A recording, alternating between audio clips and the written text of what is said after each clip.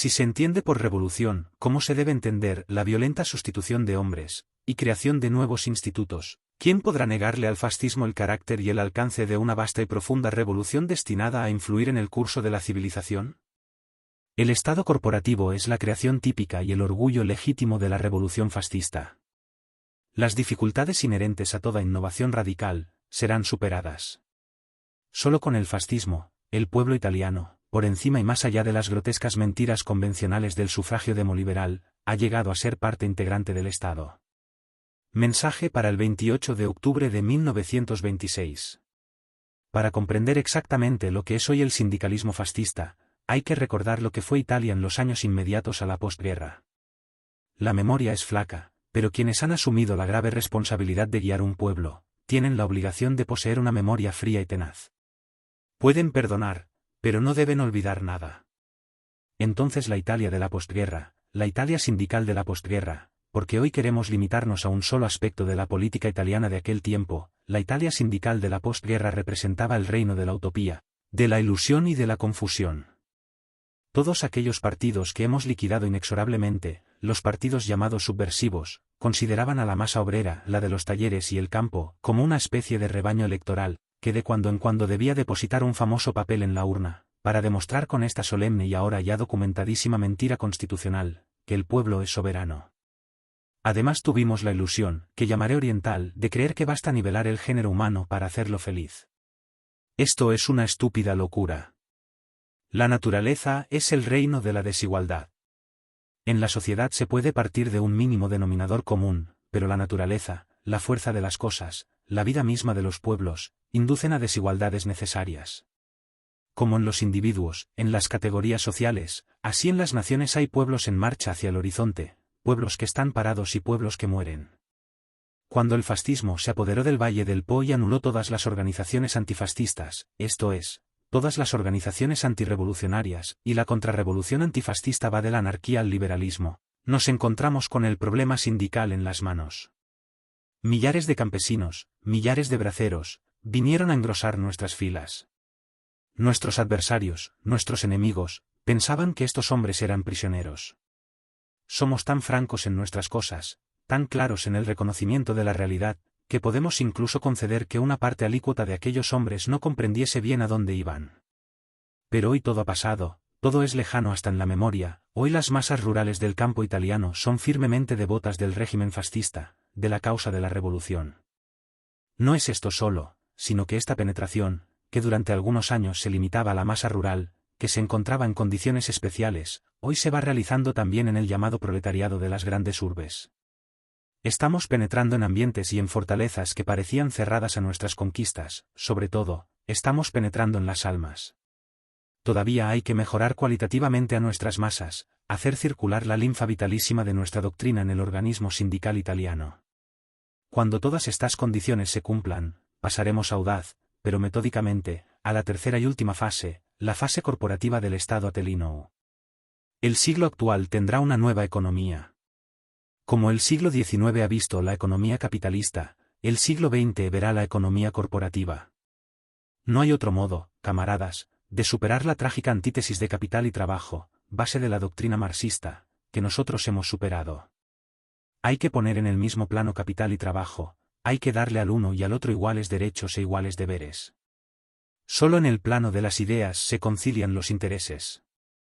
Los intereses no son más que un sector de la vida, pero nosotros tratamos de abarcar, comprender y armonizar toda la vida del pueblo italiano.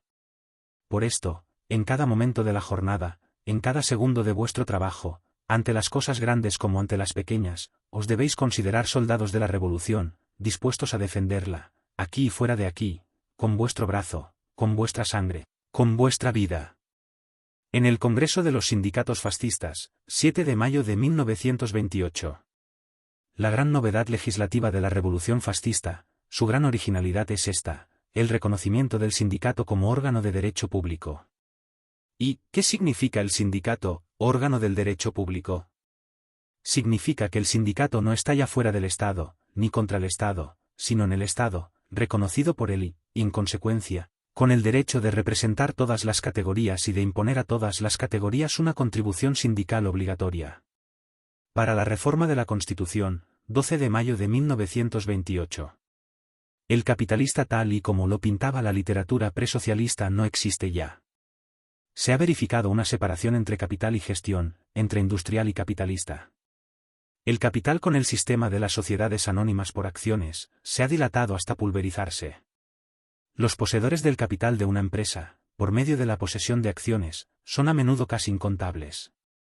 Mientras el capital se hacía anónimo, y lo mismo el capitalista, saltaba al primer plano de la economía el gerente de la empresa, el capitán de industria, el creador de la riqueza.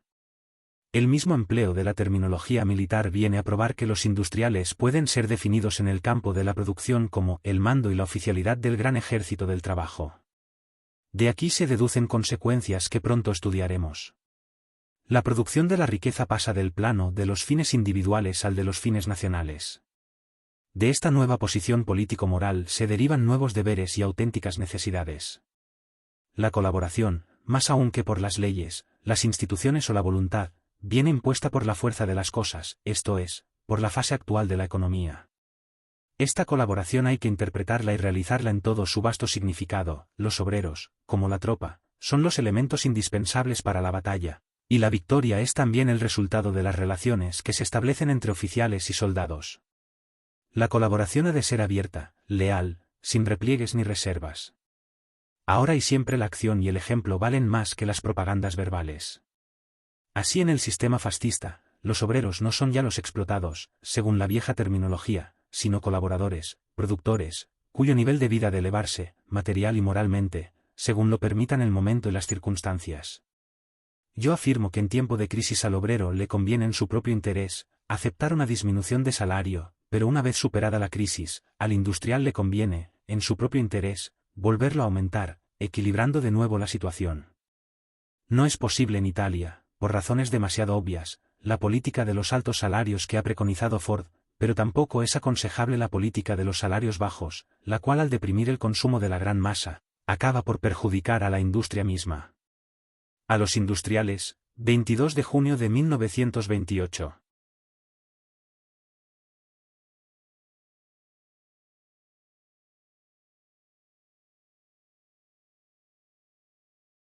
La definición puede ser esta: el Consejo Nacional de las Corporaciones es en la economía italiana lo que el Estado Mayor en el ejército, el cerebro pensante que prepara y coordina.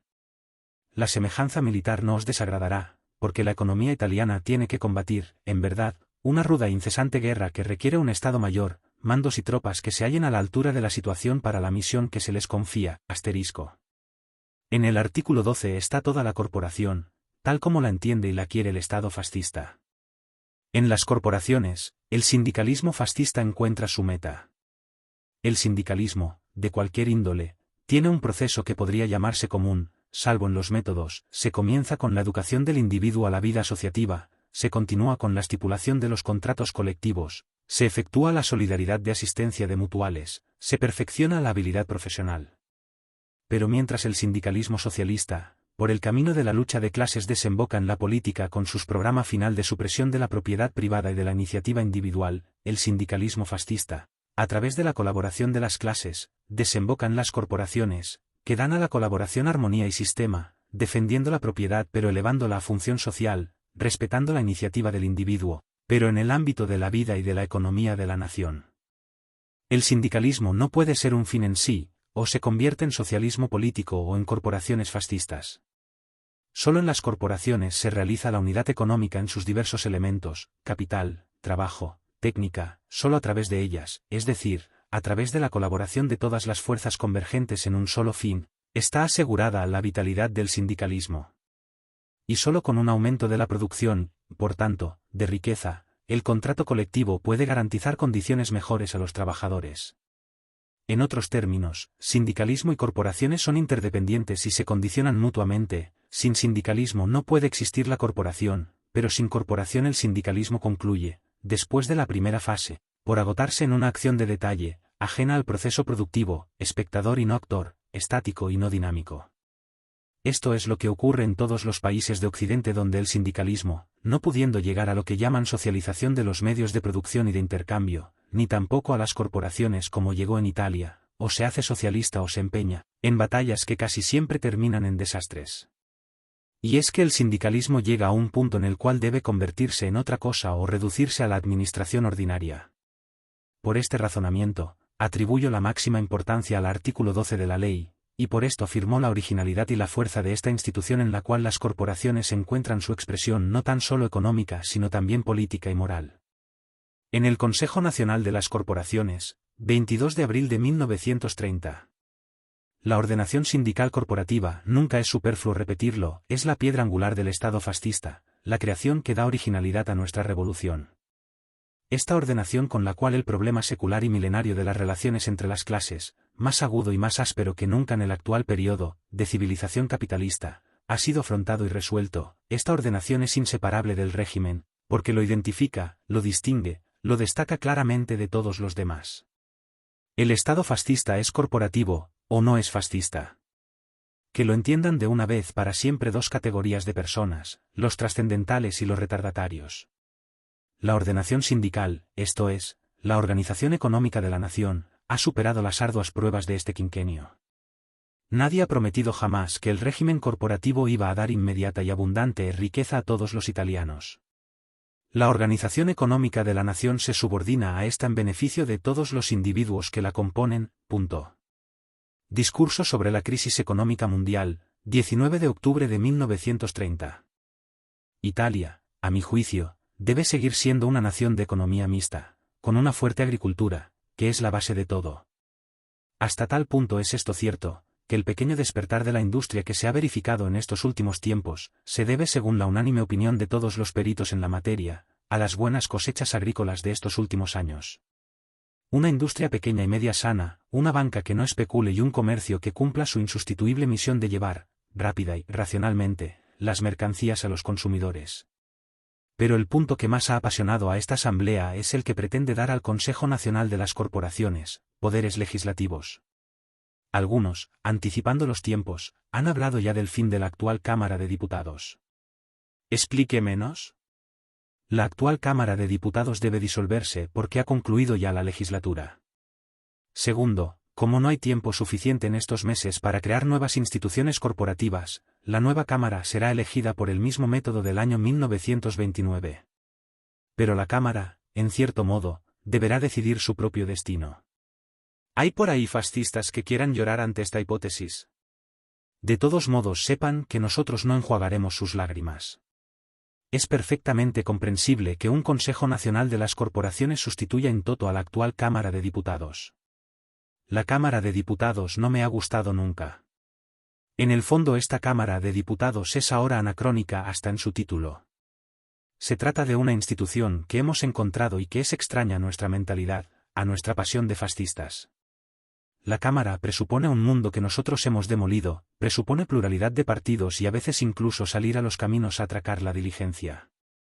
Desde el día en que nosotros hemos anulado esta pluralidad, la Cámara de los Diputados perdió su razón de ser. Casi en su totalidad, los diputados fascistas han estado a la altura de su fe y hay que pensar que su sangre era sanísima porque no se ha envenenado en esa atmósfera donde todo respira vejez. Todo esto acontecerá pronto, pero no ahora porque no tenemos precipitación. Lo importante es establecer los principios, porque de ellos se deducen fatalmente las consecuencias. Cuando el día 13 de enero de 1923 se creó el Gran Consejo Fascista, los superficiales quizás pudieran pensar, se ha creado una institución más. No, aquel día murió el liberalismo político. Cuando con la milicia, defensa armada del partido y de la revolución, y con el Gran Consejo, órgano supremo de la revolución, se dio el último golpe a todo aquello que era la teoría y la práctica del liberalismo, quedó definitivamente abierto el camino de la revolución nacional. Hoy nosotros enterramos al liberalismo económico, pues la corporación es en la economía lo que el Gran Consejo y la milicia son en la política.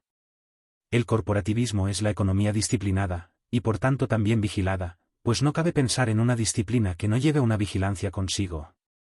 El corporativismo supera al socialismo y supera al liberalismo, creando una nueva síntesis. Es sintomático un hecho, sobre el cual quizás no se ha reflexionado bastante, que la decadencia del socialismo coincide con la decadencia del capitalismo. Todos los partidos socialistas de Europa están deshechos. No me refiero ahora a Italia y Alemania, sino también a todos los demás países. Evidentemente no diré que ambos fenómenos estén condicionados desde un punto de vista estrictamente lógico, pero ha existido entre ellos una simultaneidad de orden histórico. Por esa razón, la economía corporativa surge en el momento histórico determinado, es decir, cuando los dos fenómenos concomitantes, capitalismo y socialismo, han dado ya de sí todo lo que podían dar. Del uno y del otro heredamos cuanto tenían de vital. Rechazamos la teoría del hombre económico, la teoría liberal, y nos hemos sublevado siempre que oímos decir que el trabajo es una mercancía. El hombre económico no existe. Existe el hombre integral, que es político, económico, religioso, santo y guerrero. Hoy damos nuevamente un paso decisivo en el camino de la revolución. Hagámonos por último esta pregunta: ¿puede aplicarse el corporativismo a otros países? Hay que plantearse este problema, porque se lo plantean en los pueblos donde se estudian y se hace un esfuerzo por comprendernos. No hay duda de que, dada la crisis general del capitalismo, las soluciones corporativas se impondrán en todas partes, pero para hacer el corporativismo pleno, completo, integral, revolucionario, se necesitan tres condiciones: un partido único, para que al lado de la disciplina económica actúe también la disciplina política, y exista, por encima de encontrados intereses, un vínculo que una a todos en una fe común. Pero no basta esto. Hace falta, además del partido único, el Estado totalitario, esto es, el Estado que asume, para transformarlas y potenciarlas, todas las energías, todos los intereses y todas las esperanzas de un pueblo. Mas tampoco esto es aún suficiente. Se necesita una última condición de importancia superior a las anteriores. Vivir un periodo histórico de altísima tensión ideal. Nosotros vivimos en un periodo así. Esta es la razón por la cual nosotros, poco a poco, daremos fuerza y consistencia a todas las realizaciones, traduciendo en hechos nuestra doctrina entera. ¿Cómo se puede negar que esta era fascista sea un periodo de alta tensión ideal? Nadie puede negarlo. Este es el tiempo en el cual nuestras armas fueron coronadas por la victoria. Se renuevan las instituciones, se redime la tierra, se fundan ciudades. Por el Estado corporativo, 14 de noviembre de 1933. ¿Cuáles son las premisas de esta ley? Las premisas fundamentales son las siguientes. No existe el hecho económico de interés exclusivamente privado e individual. Desde el día en que el hombre se resignó o se adaptó a vivir en la comunidad de sus semejantes, desde aquel día ningún acto que él realice, comienza, se desarrolla o se concluye en él, sino que tiene repercusiones que van más allá de su persona. Si la economía liberal es la economía de los individuos en estado de libertad más o menos absoluta, la economía corporativa fascista es la economía de los individuos, pero también de los grupos asociados, y del Estado. ¿Cuáles son sus caracteres? ¿Cuáles son los caracteres de la economía corporativa? La economía corporativa respeta el principio de la propiedad privada, que completa la personalidad humana. Es un derecho, y si es un derecho es a la par un deber. Tanto que, a nuestro juicio, la propiedad debe ser entendida en función social, por tanto, no la propiedad pasiva, sino la propiedad activa, que no se limita a gozar los frutos de la riqueza, sino que los desarrolla, los aumenta, los multiplica. La economía corporativa respeta la iniciativa individual. En la Carta del Trabajo se dice de un modo taxativo, que sólo cuando la economía individual sea precaria, inexistente o insuficiente, debe intervenir el Estado. Es evidente, por ejemplo, que sólo el Estado, con sus poderosos medios, puede colonizar el agro pontino. La economía corporativa introduce también el orden en la economía. Si hay algo que debe ser ordenado, enderezado a ciertos y determinados fines, es precisamente el fenómeno económico, que interesa a la totalidad de los ciudadanos. No solo la economía industrial ha de ser disciplinada, sino también la agrícola. En los momentos fáciles, incluso algunos agricultores se han descarriado, la comercial, la bancaria y hasta la artesana. ¿Cómo debe traducirse esta disciplina en hechos? A través de la autodisciplina de los interesados. Solo en un segundo tiempo, cuando los interesados no hayan encontrado por sí mismos el camino del acuerdo y del equilibrio, el Estado podrá intervenir también en este campo con plenitud de derechos, porque representa el otro término del binomio, el consumidor. La masa anónima que, en su calidad de consumidora, no está encuadrada en organizaciones especiales, debe ser tutelada por el órgano que representa la totalidad de los ciudadanos. En este punto, tal vez alguien pueda sentir la tentación de preguntarme, ¿y si acabase la crisis? A eso, yo respondo, entonces, más que nunca. No hay que hacerse ilusiones sobre la rápida solución de la crisis. Traerá mucha cola. De todos modos, si por fortuna mañana comenzase una reacción económica general, y si volviese a aquellas condiciones de abundancia económica de 1914 que hace un momento recordaba, entonces habría que reforzar más aún la disciplina, porque los hombres, fáciles al olvido, propenderían a recaer en las mismas tonterías, a repetir las mismas locuras. El Estado corporativo, 13 de enero de 1934. Ya he definido en 2 discursos lo que es la corporación en el sistema fascista, pero dentro de poco las corporaciones comenzarán a vivir, lo que es más importante aún que las palabras. En el Estado corporativo el trabajo no es ya el objeto de la economía sino el sujeto, porque el trabajo forma y acumula el capital.